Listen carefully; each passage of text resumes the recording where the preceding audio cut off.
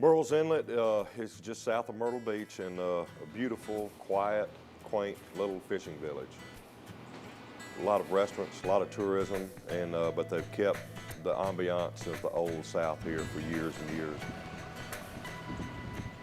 Well, in Murrells Inlet, we have a wide variety of restaurants. We probably have 100 or more restaurants throughout Murrells Inlet. Of course, the seafood restaurants are our claim to fame, but we have a wide variety of cuisines.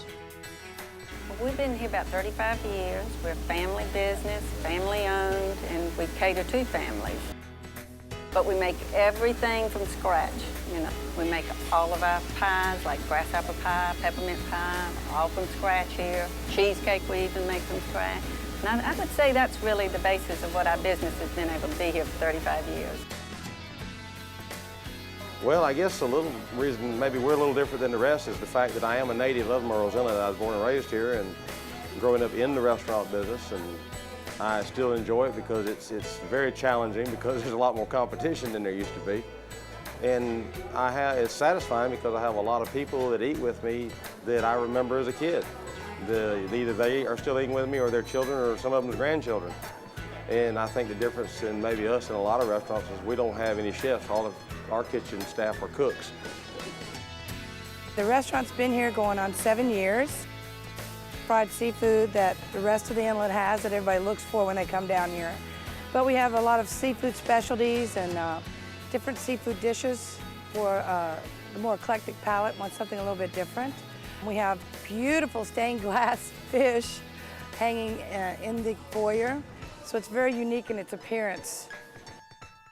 Oliver's Lodge has been the building was moved here in 1860 from a plantation called Laurel Hills, which is now part of Brook Green Gardens down the road in Murrells Inlet. And in 1910, Captain Oliver and his wife Emma opened it as a lodge, and where sailors stayed here, and they also served meals. It was like a boarding house and so forth. You get 3 meals a day here.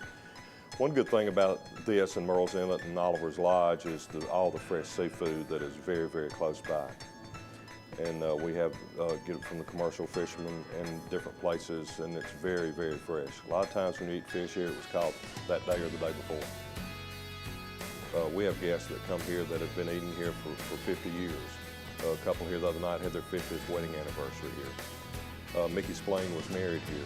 And just a lot of history, and of course, good food also. Of course, it's known as the seafood capital of South Carolina, but until you come here, until you sit down at some of the fine restaurants, until you get in a boat and go out through the inlet and experience what there is to be seen here, what there is to do here, it's just a great experience and really unlike any place I've ever lived.